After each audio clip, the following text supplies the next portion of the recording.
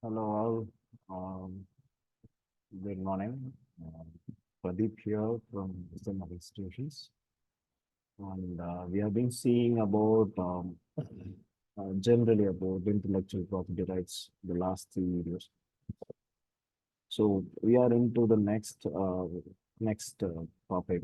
Uh, the first part of IPR, like what is the first part of IPR is like patents. So patents. Uh, Initially, I was telling you there are two different type of patents which are majorly used by the entire crowd. One is the utility patent and another one is the design patent. So today we are going to see something depth into the something more depth into the topic called patents. Okay, so welcome back to my sessions today. Next slide.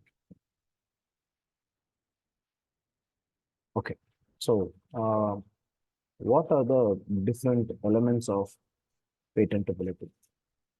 There are four different elements which has to be taken care when we go for patents. The first one is like novelty or the newness. The second one, industrial applications. Then the third one is non-obviousness or invented stuff. The fourth one is non-patentable invention. These are the four elements of patentability. Novelty or newness. Novelty or newness. The name itself, we can identify what exactly the novelty is mean. Novelty means, correct? There should be some new inventions or there should be some new product development. They are there should be something new, right? Then only it can be patentable. You can see image on the right side of the slide, like if the first law of inventing I is equal to U plus N plus U. It means first you is usefulness, the second one is novelty, and the third one is unobviousness. Only then it can be patentable. The totally new product or the item, the invention produce relevant information and a new method. That we call it as novelty. That we call it as newness. Okay. It must be distinct from everything. That is distinct in the sense it must be unique. There are products available in the market. We have seen every day the new products are coming. But if it is some product, if we go for a patent, some of a design, if you go for a patent, there should be some novelty, there should be some newness inside it, there should be some innovation which has not been previously published. Only then it will be accepted by the patent officer. Okay. Who gives the patent to us? There will be an officer. There will be an officer, and that officer will provide us the patent. Before that, there are some certain processes are there that we'll see in the next slides. We'll see like how to register a patent. Uh, Before that, this element of patentability, this newness is there should be some unique features. There should be some innovation which is not prevailing in the other things. Only then it can be patentable. The next one is non-obviousness. Non-obviousness is nothing but um, the, the design or the creation or the development of product should be an original idea of an inventor or a creator.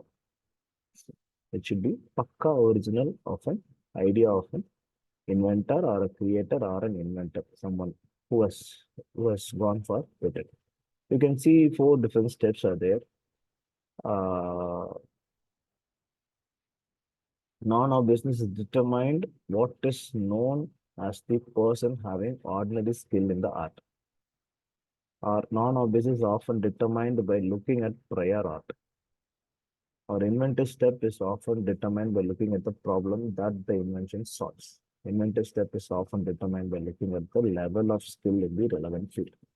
It means what? What I was telling you is it should solve a problem. The invention should be affordable. It should be an what? It should be creative. It should be creative. It should not be a copied one, or it should not be it should not be available in the previous market. It should be a new one. The creation should be a new one. That is called we call it as non-obviousness. And the third one is like non-patentable inventions. There are certain things which we cannot go for a patent. There are certain things which we cannot go for a patent. People might be thinking like anything can be patented. No, it's just definitely not. It cannot be patented. There is a section 3 and 4 of the Patent Act 1970. Mere discoveries or ideas cannot be patentable. Novelty, utility, and non-obviousness is not an absolute rule. And public interest is a paramount importance need to be protected at any cost. It is that I have given two examples: perpetual mission and then mission that gives you 100% efficiency. Uh, no mission will give 100% efficiency. Am I right? So we have seen lots of missions. We have been having mobile phones. Whether our mobile phones are giving 100% efficiency, definitely not. In that way, it should not be. And moreover, this atomic site cannot be patentable. Atomic combinations cannot be patentable. Method of agriculture cannot be patentable. Animals treatment therapies can be patentable. No, it cannot be patentable. Which is against nature. There might be some, for example, I was telling you like this atomic research and all. Combination of atomic making some thing against the nature, it cannot be patentable. Methods, business methods, algorithms, mathematical algorithms, it cannot be patentable. So these four items, we call it as elements of patentable. Elements of patentable is nothing but like we are just telling them what can be patentable and what cannot be patentable. Even if you are going for patentable thing, how it can be applied and what can be applied. Okay. So the next is like registration procedure. Uh, we'll see this in my next video. Okay. So right now I think we are clear with this elements of patentability. Thank you so much. We'll see in the next video about the registration of patents. Thank you. Good day. Bye-bye.